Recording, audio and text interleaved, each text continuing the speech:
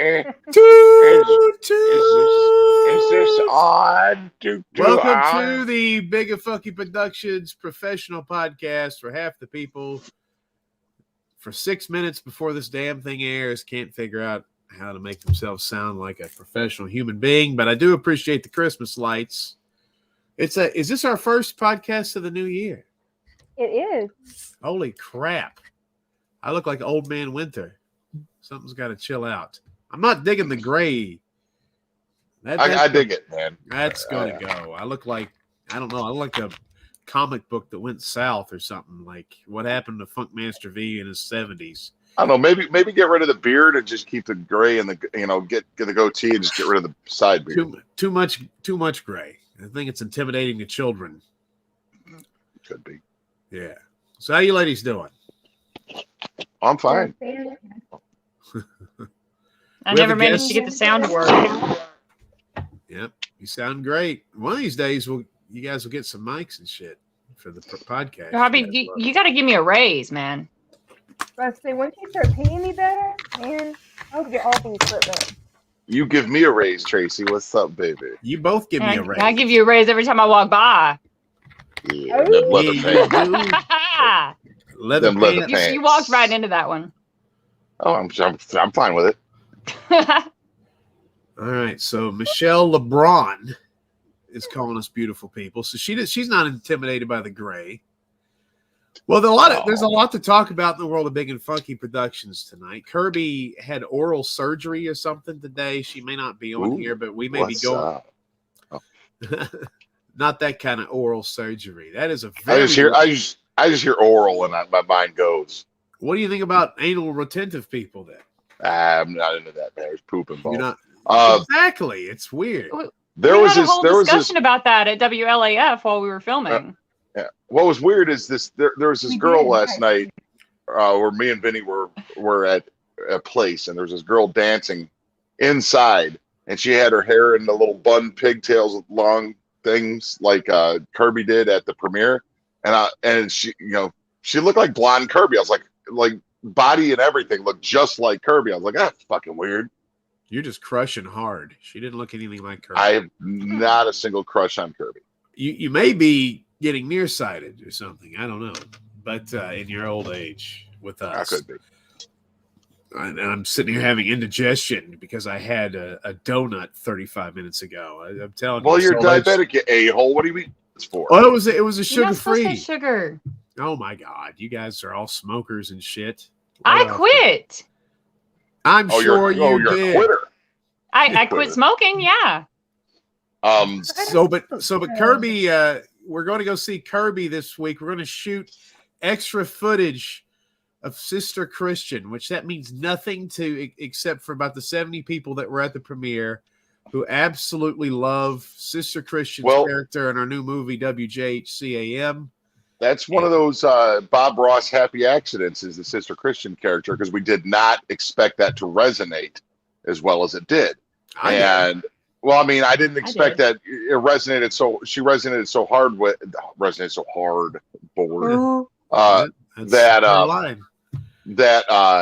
we were like, we need to get her an arc. We need to finish off her story, Yes. And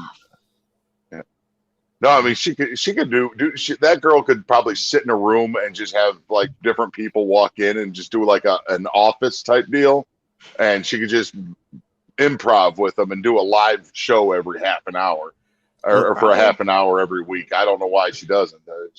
Well, that person, that's quite a story about her. She's had multiple strokes in the last year, and she can't write. She's had a horrible time. She had a stroke in her spine, for the love of God. And then it was so funny. And this is how I think, I don't want to get too syrupy sweet with this, but I think it's hilarious, man. That stroke in her spine. I think, no, I said sweet. I don't know where you got that from. You said hilarious. You said it was hilarious. No, this is hilarious. I don't get, but I think there's something to do with God on this movie that we thought was going to be so sacrilegious and offensive to people, because the night that I said, after I talked to Luke and I said, we want to do another scene with Sister Christian, I called her.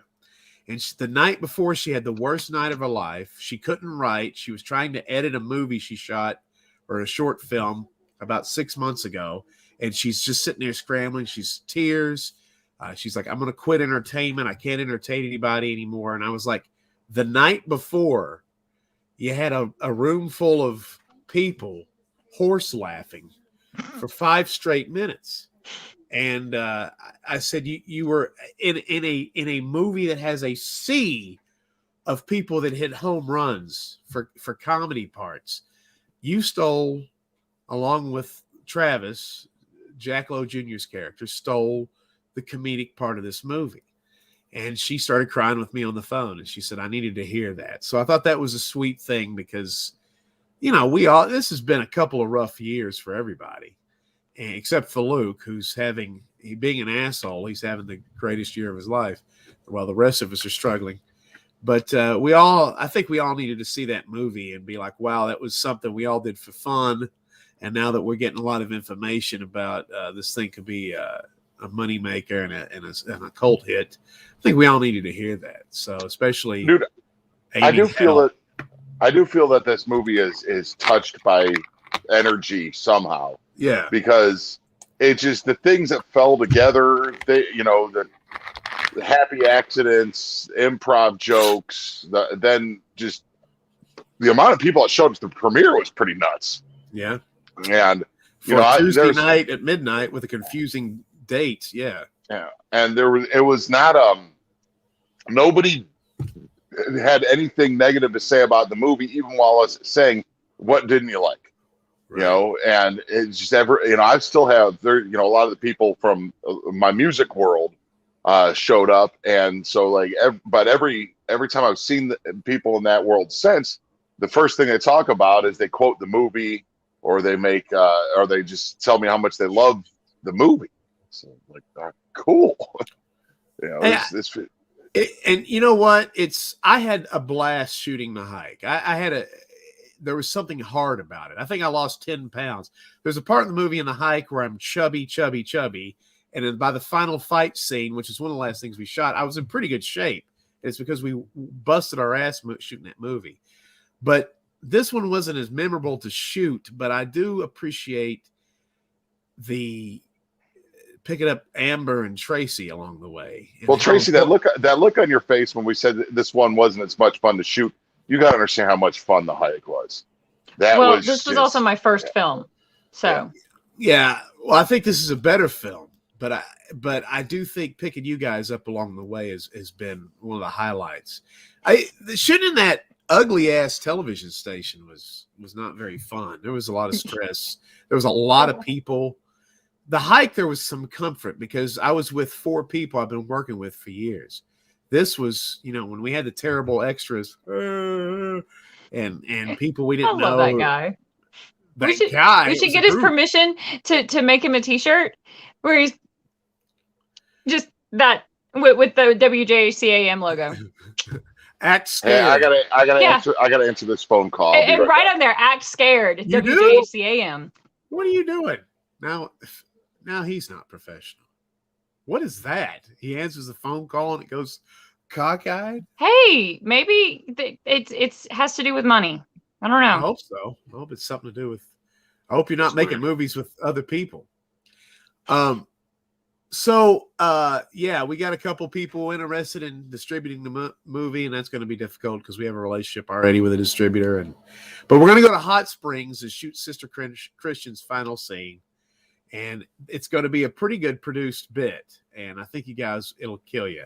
I'm going to show after this, just for you guys, I've got the bit that I shot with Travis today, and I want you guys' thoughts on it. So I'm going to put that in the our little message group and see what you guys think of what I did with that and see if you guys, what your thoughts are. But I think it's going to kill you.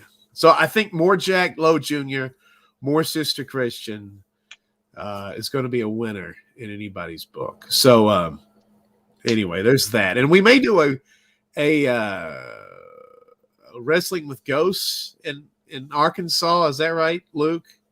I was hoping Kirby would be on so we could talk about that. Luke, can you hear me?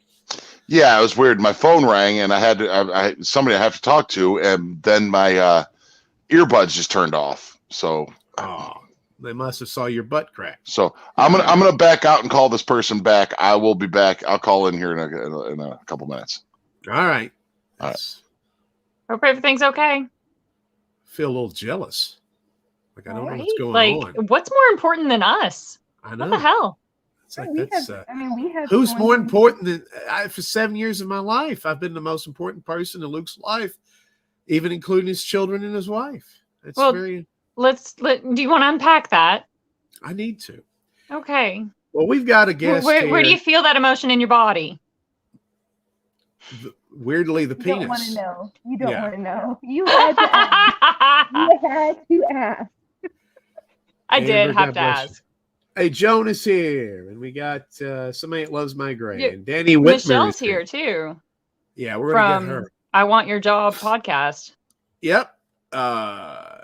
This woman had us on her podcast a week or so ago, before the premiere, I think. Mm-hmm. And I don't know, has that aired? Because we need to get that link on the websites and stuff to kind of. She's shaking her head no. No, okay, it has not aired. So she is a horror movie buff. And I want to tell you something. She actually sent in questions on her podcast. And we do a lot of podcasts to advertise our crap. And some podcasts have 3 people that watch. And some podcasts have thousands of people that listen and watch and stuff. And so, but I got to say, she was prepared. She had great questions. Kind of almost, I don't know, like I felt like I was... it wasn't a hardball episode, but there was some not easy questions, and I appreciate the love that she gave us because it shows that she cares. And she has a podcast called "I Want Your Job," which I'm surprised that I thought somebody would have a podcast because I just want to be a millionaire and not work. But it's an interesting take for a podcast, and she was a great podcast interviewer. So. I like that. I'll talk to her, tell her what I liked about her podcast and stuff. Okay, yeah, we'll let her on. And then, is everything okay with you, Nipple? Yes. Okay. Just a little. One of us was jealous. I'm not going to say who it was, but the one with the beard. I'm not. Well, that could be. I don't know what your relationship statuses are. That could mean anything. But hey, look! I'm one of Amber's boobies. Your head's about the size of one of mine, so I mean. Shut up. Are you losing your hair? You can't lose your hair. Who? You. Me? The reason I grew my hair is because I was losing my hair. Oh. No, my hairline's there, but it was like getting thin, and all the way through it was getting thin, and then I grew it, and it's not thin anymore. But no, this is where my hairline's always been. Oh my God! Look. My hair is not curly anymore. That's why I can't have the trademark afro. If you lose your hair, we're sunk. Your hair. Look at the fucking logo. It's an afro and it's beautiful, lovely hair. And we're already down one hairstyle. I'm going to buy you each a bottle of biotin. And you're going to need to take one a day. What is that? What are the side effects? Okay. Why is there an echo now? Put his earphones. Luke, make it stop. There. He's good. Well, now that looks better. Okay. Thank Christ. I couldn't take it. All right. So it's her name, and I apologize. Is this Michelle Olivier or Michelle Oliver? Olivier. Very fancy. Well, what a fucking fancy I spelled it wrong on her. Yeah. Well, anyway, let's bring her on. Without further ado, Michelle Olivier. Look at her. I'm very sorry for spelling your last name wrong. That's all right. It happens all the time. So I have to say, the last time we talked, it was actually the night of the premiere. And like a good 30% of what y'all talked about was how in love with herself Tracy was going to be after the premiere, because she was going to be like, oh my God, I am the new Meryl Streep. Hand me Oscar now, you bitches. So amazing. Is that in fact how you felt about your performance? Are we going to have Tracy memes lighting up the internet? Like, what is your take on it after having actually seen it? Well, I if they'd let me see the shots, I would have insisted on more shots, because like some of those things, they didn't look the way that I wanted them to look, like how I envisioned it in my head, but they all said that it was amazing, and apparently it is. So I'm going to rely on the opinions of the people who it's know what Tracy, so it's hard to watch yourself as an actor. Like, I thought I sucked in both these two movies. I thought my voice was bad. I thought that my facial my facial tics were weird. But you're your own worst critic all the time, and it's also really weird to hear your own voice on the TV. So one of the best, it was so weird. One of the best pieces of advice for any aspiring young actor, and anybody in the Big and Funky group too. Jeff Daniels said this on the Mark Maron podcast, but an actor knows his own face. And it's something you have to, because that's a problem I have. I think I look sexy or funny, and I look and I'm always doing something like, and I'm just like, oh shit, I got to get this thing contorted properly. And that's something you got to work on. But I got to tell you, I don't know. Everybody did great in this movie, and I'm a huge a-hole and a huge critic, and you guys did great. And I heard you. What was great is Tracy was sitting by herself in front of me, and I heard her laughing at herself all the time. Yeah. And that cracked me up. So that made me happy. That warmed my heart. So everybody loved her. In fact, I'll tell you something, Michelle. The movie ended, and her name went up, and the place erupted in applause. So that should tell you. That's great. Yeah, that's what happens. So I didn't realize that was what like. It wasn't, but it was just no. They're not. But I mean, it was a great coincidence. It's a great story. It was because the movie ended. There was a smattering. There was my name, minor, whatever. Like people, hey, I was pretty flattered. Then you, bada boom. Tracy, my dad always used to say, never let the facts get in the way of a good story. I feel like we're going to ride with that on this. No, that is mine and Vinny's entire life stories is don't let the facts get in the way of a good story. It's not lying, it's embellishing. It's like if I made a layup, I dunked. That's just, it's a better story. So, but anyway, I want to put Michelle over. We did her podcast, and I want to talk about her podcast a little bit because it's a really cool concept. But what I like about you is that, especially with your podcast mode, is you do something that we obviously don't. You try to get every person involved and give them individual questions and tell other people to shut up, which is nice. We obviously don't do that because, if Amber tries to talk, it's one night in the hole. She gets demerits. She gets. There's a $50 fine. Yeah. Okay. But I really dig you. You are actually a very, very strong podcast host, and it's very. You had pointed questions. You knew your subject. That was what was weird is you knew us instead of us having to explain who we are. And we've done so many podcasts. We're like, so you guys are ghost hunters? No, we're talking about the movie. Well, now you think ghosts are real? What got you into ghost hunting? It's like we're talking about the movie, not. I'm a recruiter, right? So like my whole life is dealing with yahoos who show up for shit unprepared, and it always pisses me off when it happens to me. So I try not to be that guy to anybody else. And I do have to say, I feel like that is the nicest way anybody's ever called me a bossy bitch in my life. And a lot of people have called me a bossy bitch. So I'm going to take that. Absolutely. Fantastic. I love that. I'm not. Well, it turned us all on, We were like, we were ready to call you daddy. We were just. Well, we brought her on and she started interviewing us. She started asking Tracy a question immediately, and she knew the backstory. That's what I like. Now you do have a good podcast. So where can people find this really good podcast? Oh, it's every fucking where. So it's on YouTube, it's on Apple, Spotify. Pick a platform if you want to look at people's faces on the YouTube, and if you want to just hear people's voices anywhere else you want to do a podcast, it's there. Where do you prefer? Where do you prefer people do you have a place where you want your hits to accumulate the most? No, because my platform counts from everywhere, so it doesn't really matter. Like it really just depends on, like I said, your preference. Some people like to watch. You guys were hilarious to watch. I particularly enjoyed the Trump unicorn that made several appearances. And I do have to say, it is the first time in all of my podcasts that anybody's pulled a knife, which I've been on several occasions. So, so there's, if you're into the visual, that, otherwise, everybody has a preferred way of doing things. And of all the ways I want to tell people how to live their life, where to listen to your fucking podcast is not on the list. So yeah, don't care.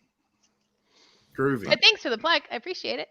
Hey, no problem. Well, it's an interesting concept where you talk to a bunch of different people about their different and interesting jobs, and like I have found that some of the most interesting people don't have interesting jobs, and some of the most people with interesting jobs aren't the most interesting people. That's a good point. Like there's servers at restaurants that can tell you a million stories, but the guy behind the camera for the fuck was that?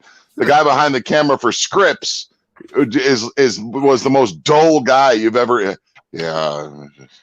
That's definitely true. It all started because people would ask me like, well, how do you, how are you actually an expert on all these things? How do you know this stuff? I'm like, because if I can talk to people.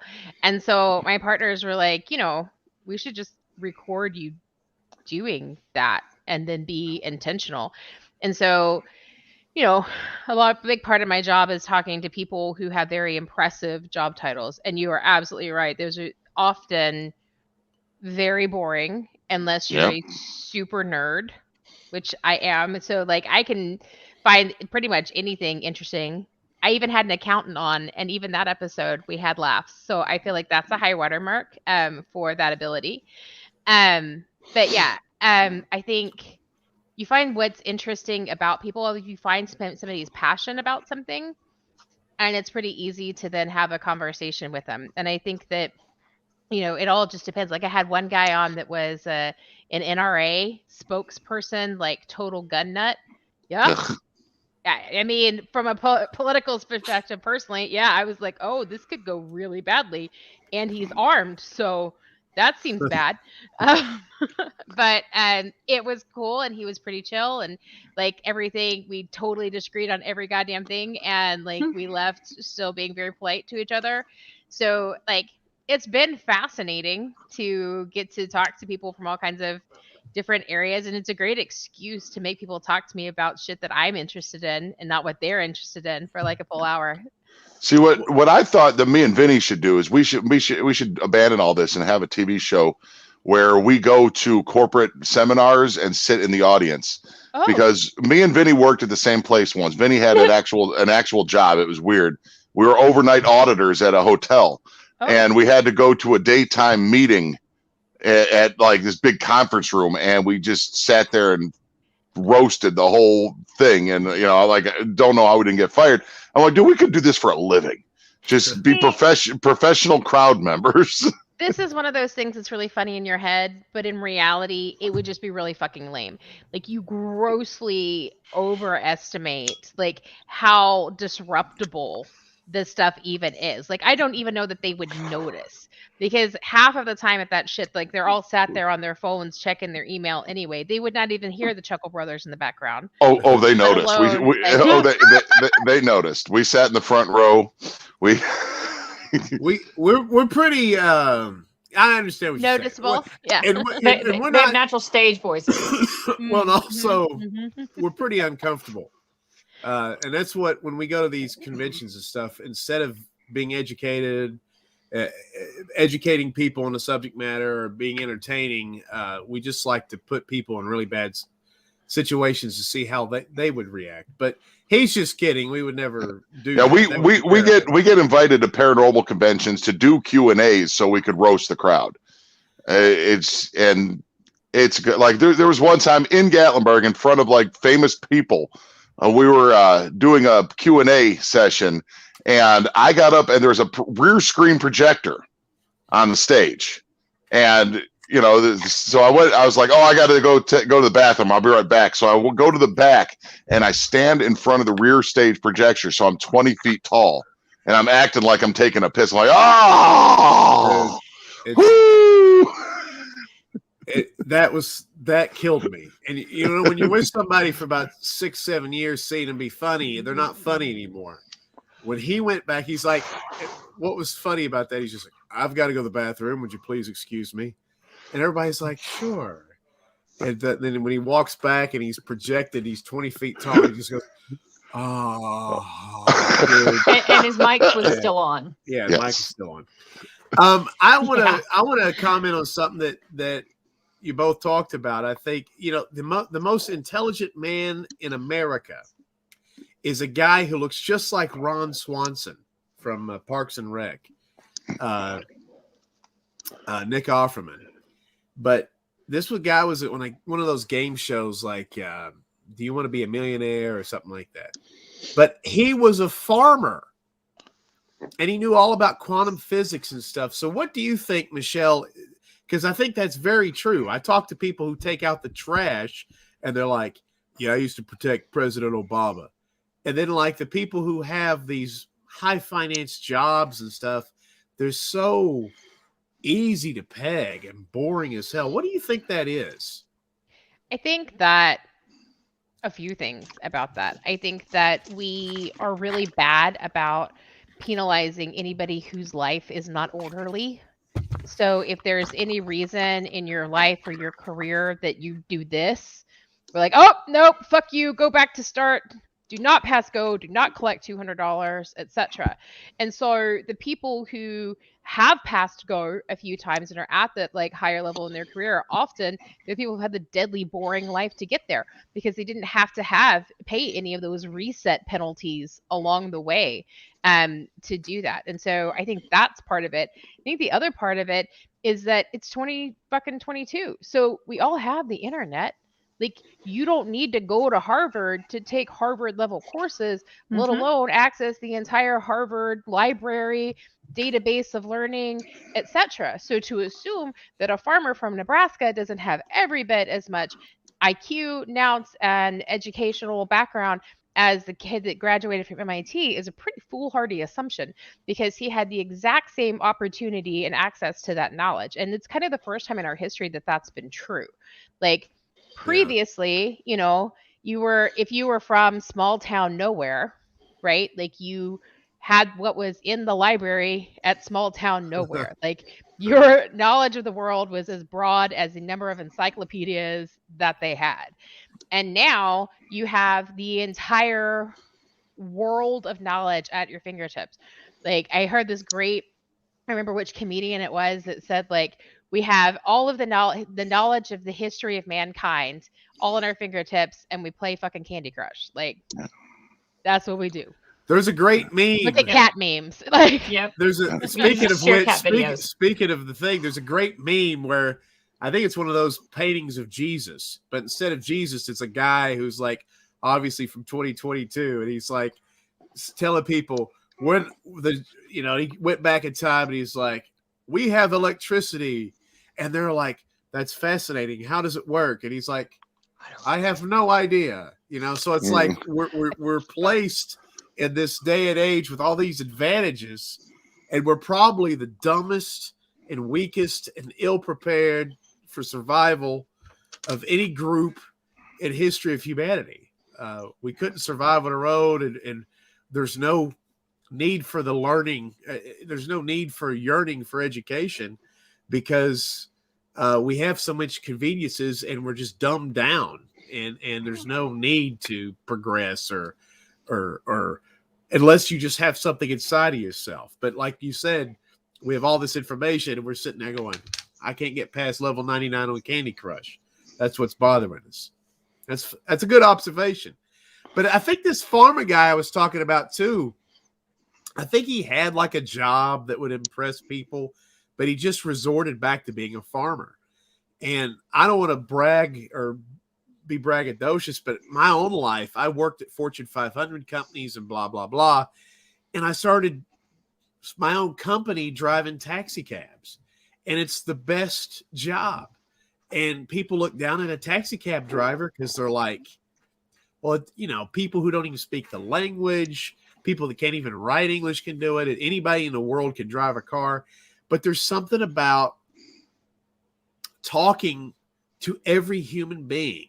Whether I've had Oscar winners, I've had Waka Flocka Flame, I've had the Cake Boss, I've had all these people in my taxis, and I've had all the way down to homeless people. And we have a homeless black man tip you $20 because you were kind to him, and you had somebody who was nominated for an Oscar not tip you at all for a 100-mile trip. You know, it starts to change your perceptions on everything, and all this tension and weirdness that came with the 2020 election. I felt it about 4 or 5 years beforehand, and I was telling people something's changing in this country. It's getting tense. It's a great litmus test, and I've told people before, I wish I was a social anthropologist before, because I think people are fascinating. I guess I would say, to totally interrupt you, because you've gone on for a while. Forever. Shut up. That was just the backstory. So I think that one of my first problems with what you just said is that you even diminished it. This guy's just a farmer. He used to work at a big fancy schmancy company, and now he went back to just being a farmer. No, he didn't. I hate this whole idea that there's any such thing as unskilled labor. There is no such thing as unskilled labor. Telling people that something is unskilled labor is what people who own the means of production do to get away with not paying you a livable wage. Every single role out there is valuable. Every single role out there requires skill, and there is no hierarchy. The CEO can't do his job if the janitor doesn't show up and make sure that like everything is there, right? Like it's all symbiotic, and each piece of the puzzle is equally valuable. And so I get frustrated because we have all been acculturated to use this language that diminishes people who don't work in F500s or don't work in the C-suite, and then at the same time to glorify those people. I know loads of people, I work with C-suite every day, right? So I work with C-suite people every day, and one of the things that I see in and out and that I have to help them remember is that you can't, as the CEO of an organization, walk into an interview with a junior somebody, because that person is going to shit themselves. They're like, the CEO just walked in. Holy crap for crap. Right. And that's ridiculous. I know the CEO, he's just a guy. Puts his hands on one leg at a time. I've got a theory of life that I treat everybody the same. If whoever walks through my door, whoever walks through my door, whether it's whether it's my neighbor or Barack Obama, I'm still going to be like, hey, what's up, man? I treat everybody as the same as possible, because I'm not one of these people that automatically gives respect, but I don't give disrespect. Right. And I don't treat everybody the same, because assholes are assholes. Well, no, I mean, you're capricious to deal with assholes. Your behavior will modify my my reaction. But like I said, that's one of the reasons I was unsuccessful in the hierarchy of the police department that I worked at, was because when the chief walked in, everybody else stood at attention. I was like, hey, chief, that mustache looks ridiculous. I couldn't. I'm not a jump to attention, treat you with respect just because of your job title. Because one thing I've learned about police officers and politicians and they're just fucking people that take shits.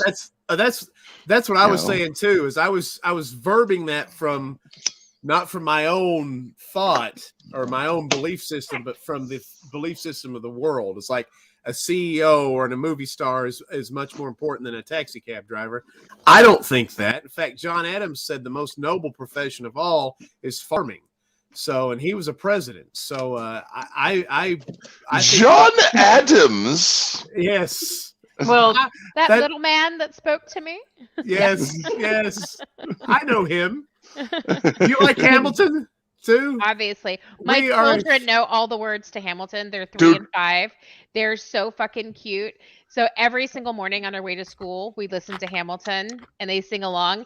And can I just tell you that when my children at 3 and 5 scream out, heard your mother say, come again. It every time kills me. They have no idea what they're saying. Well, I was obviously. my daughter hilarious. introduced me to this new movie on Disney Plus called Encanto.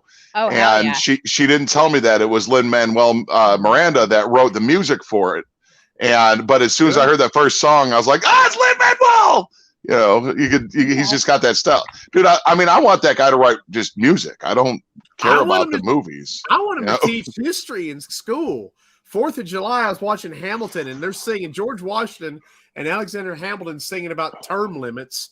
Teach them how to say goodbye. And I'm sitting there with tears in my eyes going, teach these new assholes how to say goodbye. Like, right? I loved it, man. Well, but there's songs within Hamilton and Encanto that are it's weird that they put them in a movie because they would be like Helpless. The song Helpless from Hamilton is probably one of the finest songs ever wrote, and just melody and rhythm and everything. And it's I almost feel like it's wasted in a musical. So I have to say, I love Hamilton, but because I listen to it every goddamn day of my life, I'm very familiar. And I'm fine. And then the song Dear Theodosia. I do. Oh, God. How many fucking times I hear that song, I cry every single time. And every single time my little boys are in the back seat of my little Subaru with me in soccer mom mode, and they're screaming out, when you're down on your knees, you got to rise up. Like, the girl that was raised by 2 hippies is like, yeah, get out there and tell them, boys. I feel like the Lin-Manuel Miranda has done one of the amazing things he did is he made exactly racial intersectionality, which is what they're trying to ban in places like fucking Texas.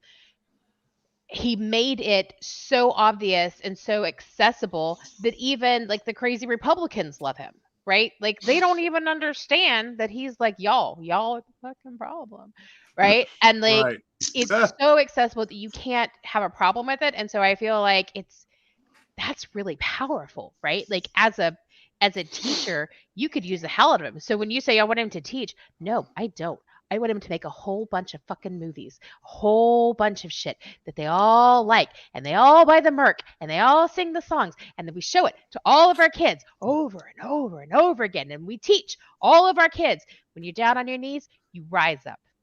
Well, that's what I'm saying is I want him to make these musicals. Like I want him to be the new Schoolhouse Rock. Like, let's go teach. Yeah. Let them teach the Magna Carta. But that's too obvious, though, Vinny. You gotta be subtle, because otherwise, all the Karens are gonna get their panties in a bunch, right? Well, that's what I worry about. Animated and have some Disney action going on. Can't be too brown, right? What I worry about with Encanto is people won't watch it because it's a Hispanic movie. You know, it's in English, but it's digital movie. It's a digital movie, but it's about if you look at the subtext, it's a family trying to immigrate illegally to America and get caught, and the father gets killed or spoiler alert. Well, it's the beginning of the movie. It's the very beginning. Yeah, and the father, they just say he disappears, but it's obvious he got, the federales came and got him, and the family thrived in a different way in a little area before they got to America. But I'm worried that people won't watch that movie and miss out on a great movie and great music because it's like #1 on streaming services. People are even seeing it in theaters. We good, because you know what? Never underestimate the power of the mouse. Yeah. Mouse put some shit out. They will take the children to see what the mouse tells them to show. Yeah. You got Tracy or Amber, you got any questions for lovely Michelle here? Michelle, can you be like a recurring guest star on our show? Can you come back again another time? Because I like it when you're on here. You pick on the guys, you put them in their place. Me and Amber are just like, but you're like, shut up. It's beautiful. I mean, I do a lot of tech recruitment, so I spend a lot of time telling men to shut up. We're trying to put me in my place. I do too, but I'm usually wearing leather. I'm wearing leather with the ball, and I give him the ball gags and just shut I charge up. extra for those services. Like I make a lot as a recruiter. If you want me to be like, a Dom recruiter, very different level of service right there. Is that on your LinkedIn or whatever? Is that on your Indeed profile? Dude, I put a fucking post on LinkedIn the other day and I accidentally went viral again. And usually when I go viral, I do it intentionally. Like that's the whole point, right? Right. This time, shit blew up. And like, I know I'm bitching about something that's good, but I had 400 messages in 24 hours. Personal messages. So not views, like that 100,000 some odd views. But like in my inbox, I got 400 fucking messages. And like 90% of them, this is the message. Hey, Michelle, saw your post about those jobs that you're working on. I'm really interested in this one. What should I do? Well, motherfucker, there's an apply button. Maybe you should use it. Yeah. You know what did not require an email? This question. If you can't find the apply button, this is not the job for you. What do you recruit for? What kind of what industry? I recruit for a bunch of different industries. So I work with a lot of startups and a lot of it's in technology. Over the years, I've worked for gaming a lot just because I'm a gamer. And so I try not to work for real assholes, like fun assholes, like you guys are great, but like, genuine douchebags, I don't work with them. But yeah, so I do a lot of different stuff that way. What's the last game you played? Well, you have to remember I have 2 small humans, which means that I don't get to have fun anymore. Right. So my husband and I, for our gaming chill out that does not involve screaming at our children, we play Polytopia, which is on the phones. But Right. when I'm actually on a console, my happy place is Diablo. 100%. Oh, I love Diablo. Good job. Diablo is my jam. Yeah. I could just play Diablo for hours and out. Before babies, I would play 13-hour gaming sesh, not even an issue. Now, Really? oh, like I'm a real gamer. No, I'm a chick, but still, like, yeah. No, well, my daughter is a hardcore gamer, and like I like to, like this earlier today. I was playing Last of Us 2, and I called her in. She didn't know I was playing Last of Us 2, and I was at the part where right at the beginning where Joel gets killed. And she walks in the room. She goes, "Dad, what's? Oh God, why did you do this to me?" Ah! My husband jokes that I'm like, as much as I love video games, and I do truly, madly, deeply love video games, I am like the hardest person in the world to choose them for because I have rules. You're kind of probably picking up that I have a lot of rules about a lot of things, but video games is definitely one of them. Like, you yes, can't kill Daddy. people. So there can't be people that are the death thing. I don't do first person shooters. I don't do things with overly complicated tools. I like it to have a plot, but it can't, no cutscenes. No cutscenes. Oh, fuck me. Final Fantasy, what happened to you? Like, you just became a movie that occasionally I hit the A button. Right. Like, yeah, no, not a fan. You can have like some little cutscenes. Diablo has cutscenes, but you can skip them, and they're relatively short. So yeah, no, I have all kinds. See, I like to get immersed. I like a good game that plays like a movie, like The Last of Us and Last of Us 2, games like that are immersive. That it's like playing a movie. I enjoy that, but to me, my rules is I don't like first person shooters, and I don't like any sports games. I think sports games are just like, okay, I could play basketball or I could go play basketball. Why would I want to play basketball on my freaking PlayStation? Yeah, because you got bad knees. It's true. Yeah. It's true. I hate mini games. Mini games annoy the fuck out of me. And they're like, oh, collect a bunch of cards, and then you have to like play cards against this other NPC. And yeah, I don't like games where I have to engage with other humans. So like, there's an online world in which like, no, I don't like games that don't have a pause button because sometimes you gotta pee, and like I just need to be able to hit the fucking pause button at any given moment and go deal with that shit. And I can't so I used to play WoW. I was a beta tester for WoW. And I really dug it for a while. And then I was like, this is ridiculous that like I'm sitting here like bouncing because I have to pee and I can't just do it. because I'm waiting on this fucking monster to respawn, and I've been sat here for 15 minutes. This is fucking Pop ridiculous. bottle, baby. Pop bottle. It works differently for girls, my friends. Well, you have to think. You have to That's innovate. why you have to get a Kiwi. Those things are fantastic. Oh my god. So I have so many friends that have those, and I have heard that over and over again. And there's just no like I don't do a lot of things for self-care, Amber, honestly, but I do feel like at a minimal standard, I can take the 5 minutes to pee like a normal human. Like I feel like that'll work. I used to play World of Warcraft. I would go like 2 or 3 years, and then I would play like 4 or 5 months straight, and then I would hit this day where I'd be like, "What am I doing with my life?" Like it's so consuming. And the last time I did that was about 2016, and I said, or maybe it was before that, maybe about 2014. I was like, I can't play MMORPGs anymore because I can't control myself. I've got so many things to do in my mind, and it's like I got to get to accomplish this, and like my car outside needs an oil change, and it's kind of flat, and I'm like, yes, but I got to level up this thing, and so I eventually quit it too. But I used to love World of Warcraft quite a bit. Yeah, I got stupid. The Pokemon Go. Like I will be sitting at the house on a day off and be like, wait a minute, I got to drive down the street to go get my daily Pokestop spin in. And it's just, I'll get dressed, get in the car, and drive a mile and a half down the road just to spin a Pokestop. And I was like, what am I really doing with my life? Into the car. I have a short attention span, so I do like Mortal Kombat. I can do Mortal Kombat because I can do like my levels and I can walk away from it. Or I do Call of Duty. I do zombies because like I can count up the rounds and I can just walk away from it. I don't like campaign modes. I can't stick with long term things. So I just do my little snippets, and I can play zombies for hours. Mortal Kombat, no. Killer Street Instinct. Fighter 2! Hadouken!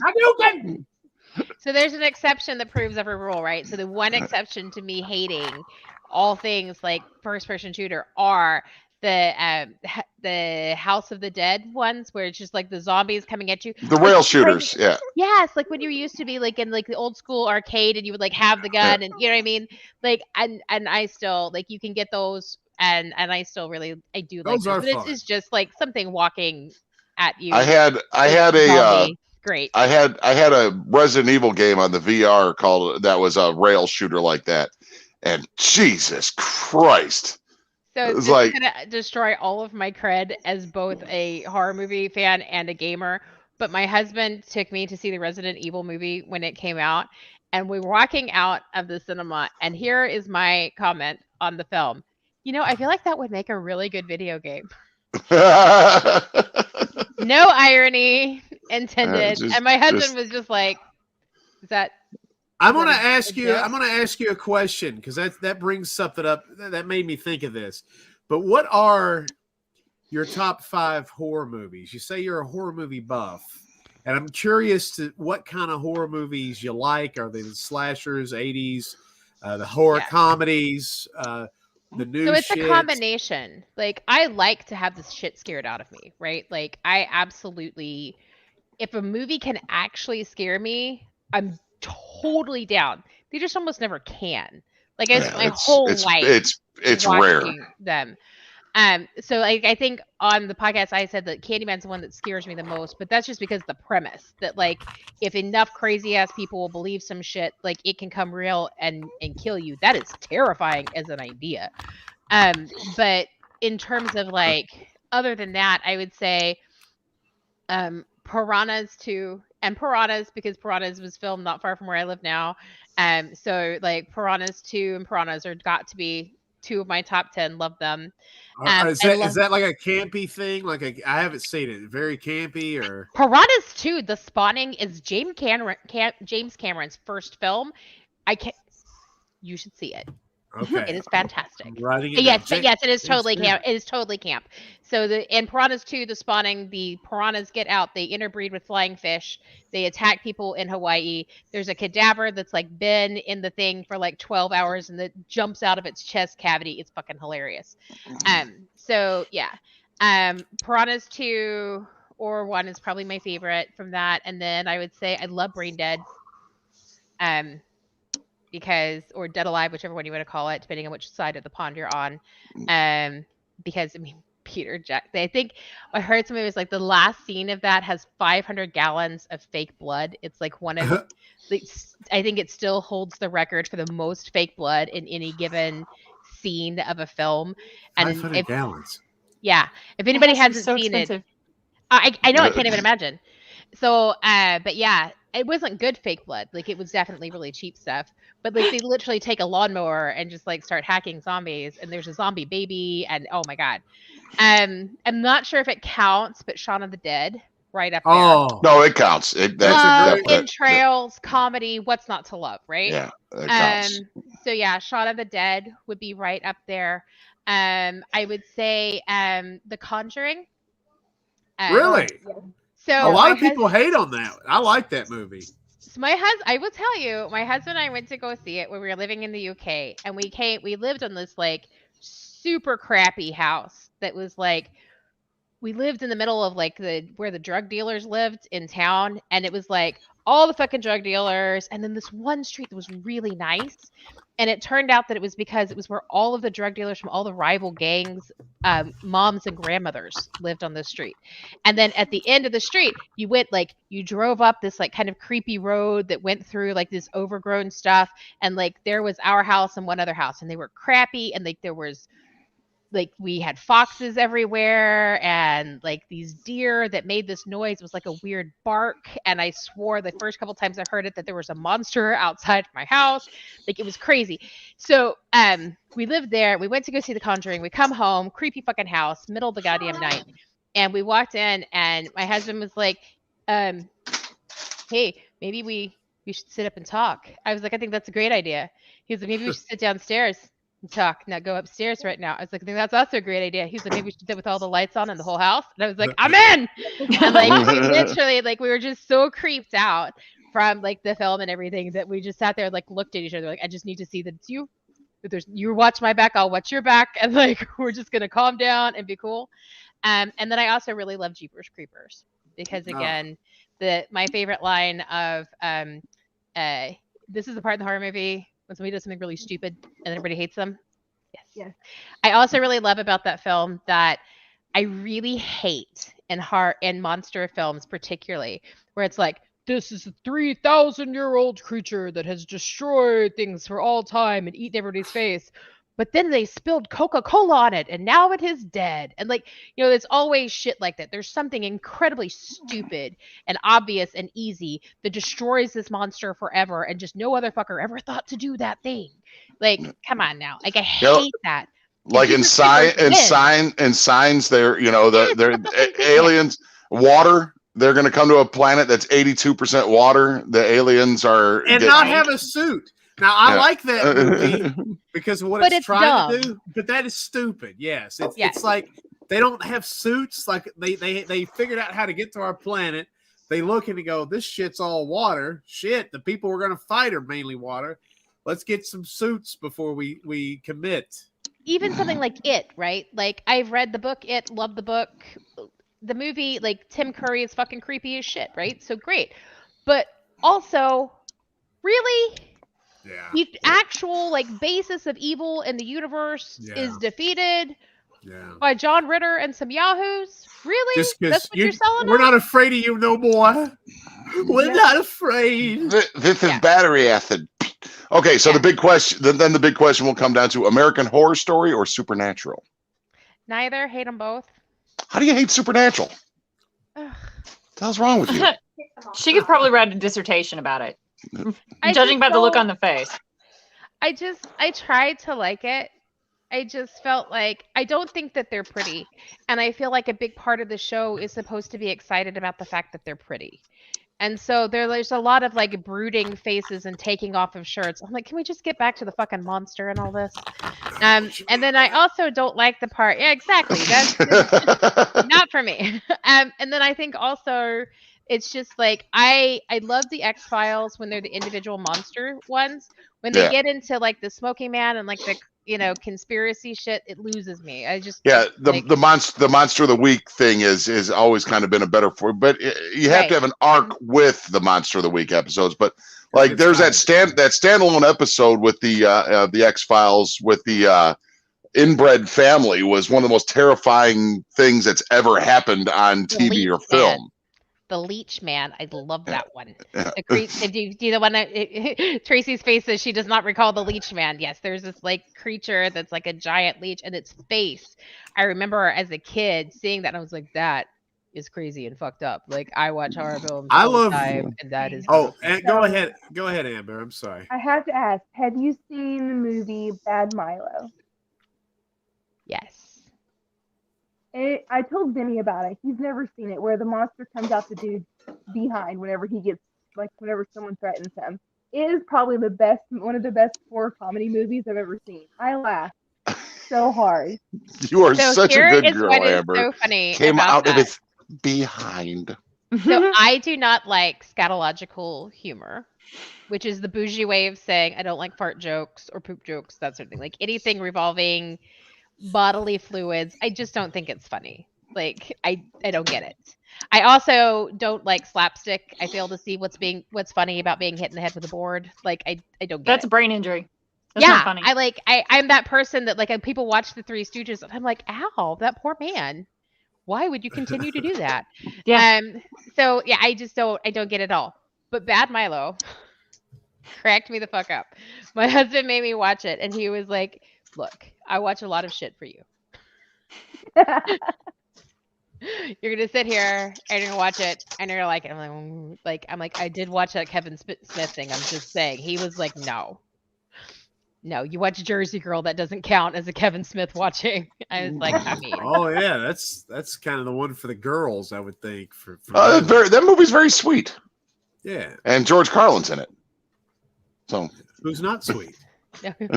And mostly who is dead now, so he's not a lot, but yes. I thought it was really funny. Bad Milo. So there's a lot of it I like. And I don't mind the classic slashers and shit. Like that's fine.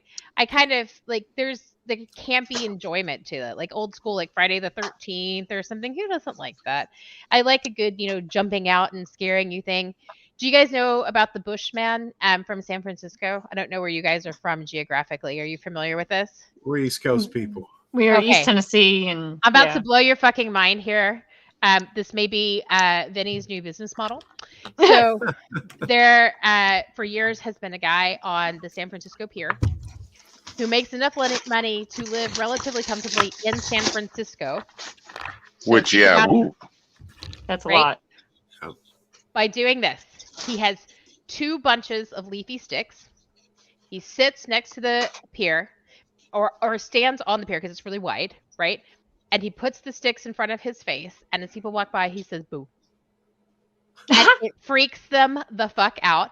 You can go on YouTube. There's tons of videos of the bush guy from the pier. But people pay him to scare the shit out of their friends. And he's not hiding. He's just literally sat on the pier where there are no trees with a fucking stick in front of his face and then goes, boo. And you need to have that. Dad did it to me, and I jumped 9 feet and was like I didn't see it as well. I don't know. It is hilarious. Is he ugly or scary? Is he done? No, crazy? he's just a dude. He probably perfected the whole holding super still Drax. Nope. No. You gotta watch these videos. I'm telling you, nothing about this should work, and yet it consistently does. And it is freaking hilarious to watch. And so, so I like Brandon Bishop is not a fan. Yeah, Brandon Bishop knows him. He just said he's a complete douchebag. And he almost kicked him in the junk. That guy sounds like somebody you need to have on your podcast. I want your job. Yeah, yes. Yeah. I think that the original guy has actually passed away, I heard. Oh. But But there are other imitators out there that are still doing it. So Wrestling with Ghosts could maybe find him. We could interview him from beyond the grave. Yes. Oh yeah, that's a good Road idea. trip. Hey Michelle, thank you for being on. Thank you for having us on. When yours airs, tell Amber and we'll put it on our websites. I know you're a big wheel and everything, but we may have a couple people check your jive I'm not a out. big wheel, believe Oh, me. I'm not.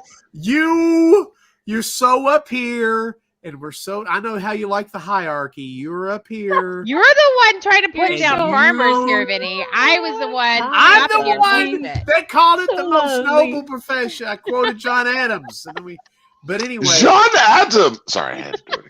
I know him. That little man talked to me. Anyway, it was nice to have you on. You're a super Big sweetheart.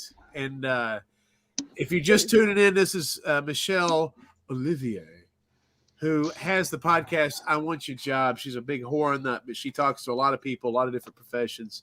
And for enough money, she'll humiliate you in your DMs. You can.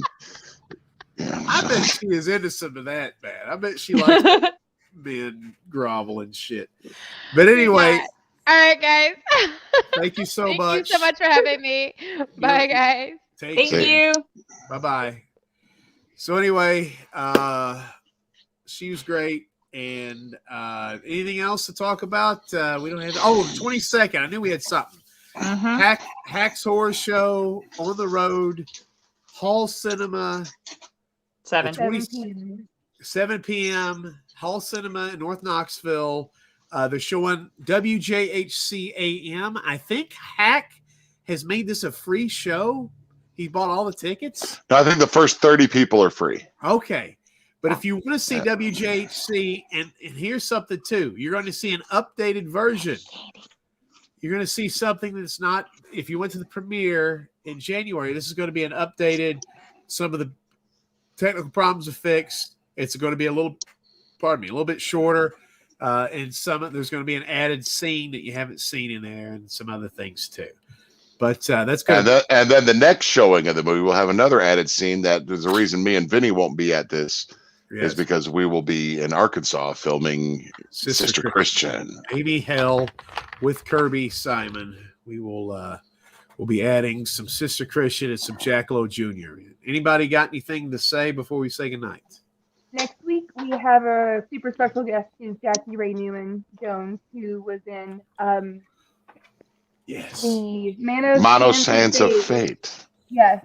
She will be on our show next week. What's her name again? Jackie Ray Newman Jones. That's right. She's the last surviving member of the cast and crew of Manos, Hands of Fate. And if you're Spanish, you're going, why is he saying hands of fate? What you need to do is, I think it's on Netflix. You need to go find the Mystery Science. It's like the first episode of Mystery Science Theater 3000. And it's the Manos Hands of Fate episode. And it will knock you on the floor, and you'll want to, watch us talk to this chick just because you're going to want to be a part of somehow touch to that movie because it's so bad, terrible. Yes, it's the worst thing. But it could give you. I mean, like me and Vinny have got, and Jeremy Cantelli, and we've got so much joy over the years out of that shitty movie. Tracy, have you seen that movie? I have not. You need to see it. It's okay. Probably the worst movie in history, and it's so bad. It's so bad. It's good though. Yeah, but you can fast forward if you're not watching the Mystery Science Theater 3000 version. It is okay to fast forward once you go. This car driving at the beginning of the movie is going a little long. Yeah, just fast forward. About 6 minutes of driving in West Texas, which looks like I've been to West Texas. Yeah, it looks like we've been bombed out there. Yeah. But anyway, that's next week. Thank you. And the Nerdy Old Man podcast is going to be postponed to next week because of snow, which apparently the snow did not hit like they thought it would, which it never does. But still, it's going to screw up the podcast tomorrow. So anyway, thanks for checking us out, and God bless you all, and good night and all that bullshit. Toot toot. So long, and thanks for all the fish. John Adams.